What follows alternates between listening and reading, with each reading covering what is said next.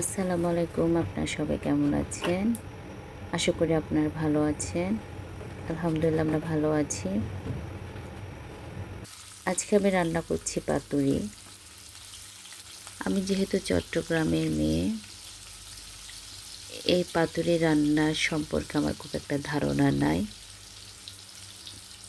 তাও আজকে চেষ্টা করছি, দেখে আমার রান্নাটা কেমন হয়।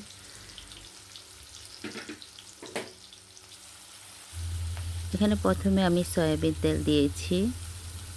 তারপরে ২টা পেঁয়াজ কুচি করে কেটে দিয়েছি। এখন এই পেঁয়াজগুলোকে খুব ভালোভাবে তেলের মধ্যে আমি ভেজে নিব।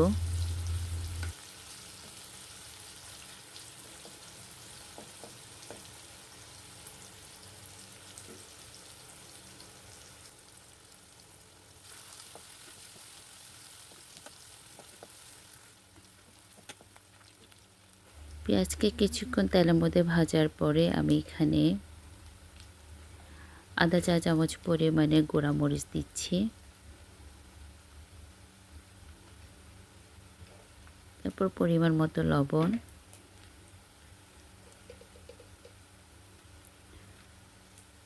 পরিমাণ মতো হলুদের গুঁড়া দিয়ে এখন সবগুলো উপকরণকে খুব ভালোভাবে তেলের মধ্যে আমি কষিয়ে নিব। চুলার আঁচ আমি মিডিয়াম রেখেছি। এই রান্নাটা চুলার আঁচ মিডিয়াম করে করতে হবে।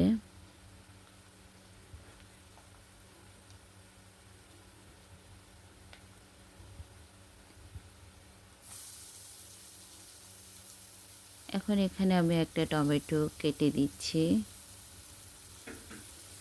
তারপর কিছুক্ষণ কষিয়ে নেব।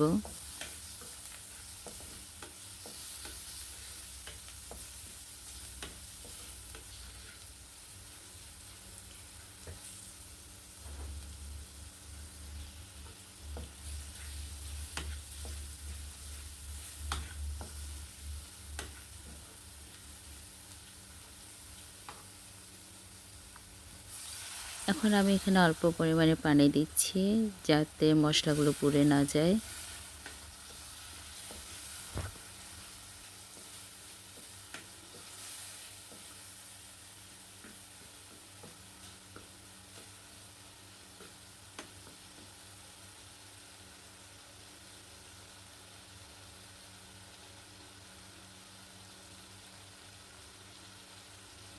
কিছুক্ষণ আমি সবগুলো উপকরণ খুব ভালোভাবে তেলের মধ্যে কষিয়ে নিব।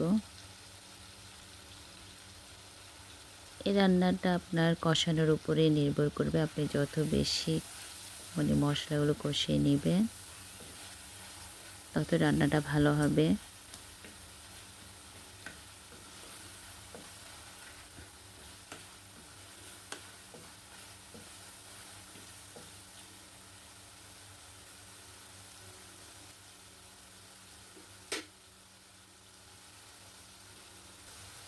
আমি এখানে ৪ পিস সামুদ্রিক মাছ দিচ্ছি। আপনারা চাইলে পুকুরের মাছ দিয়েও করতে পারবেন।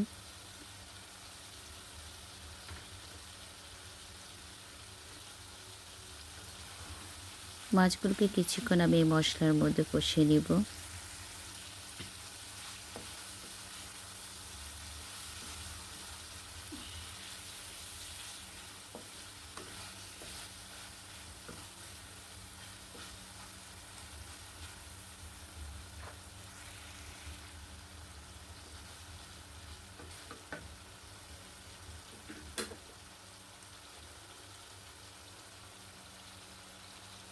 আমি এখন এখানে ছুরি শুটকি দিচ্ছি। আপনারা চাইলে যে কোনো শুটকি ব্যবহার করতে পারেন। শুটকি দেওয়ার সময় খেয়াল করলাম বাটিতে আমার আরেক পিস মাছ রয়ে গেছে, ওটা আমি এখানে দিয়ে নিয়েছি। হালকা করে নাড়া দিব যাতে মাছ ভেঙে না যায়।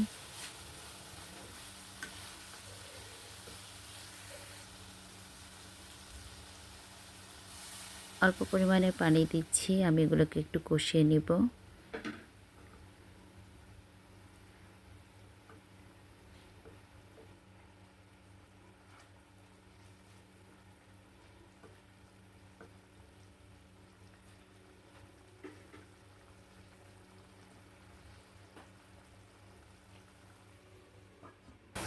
যেহেতু চুলার আঁচ মিডিয়াম করে রান্না করতে হচ্ছে, তাই এই রান্নাটা করতে একটু সময় লাগবে। এরপর এখানে আমি 2টা আলু কুচি করে কেটে নিয়েছি। আমি হালকা করে নাড়া দিচ্ছি যাতে মাছ ভেঙে না যায়।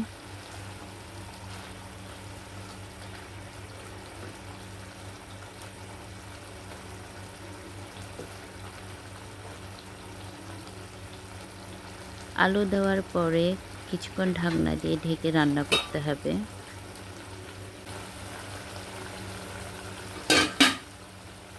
এখন ঢাকনা উঠিয়ে নিয়ে আমি একটু নাড়া দিব।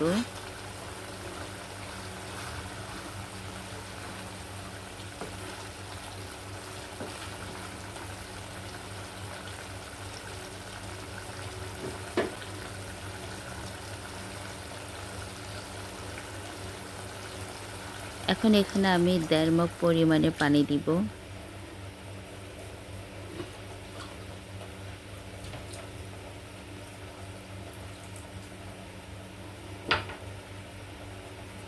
একটু হালকা করে নাড়া দিয়ে ঢাকনা দিয়ে এটাকে এখন রান্না করব।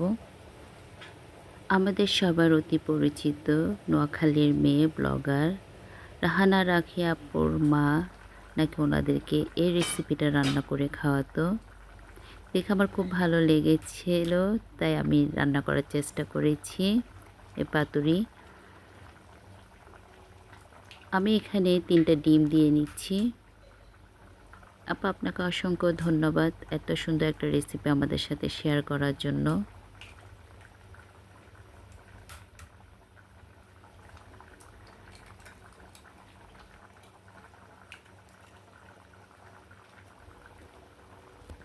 এখন কিছুক্ষণ ঢাকনা দিয়ে আমি এটা রান্না করে নিব। এখানে এখন আমি ধনিয়া পাতা কুচি দিচ্ছি।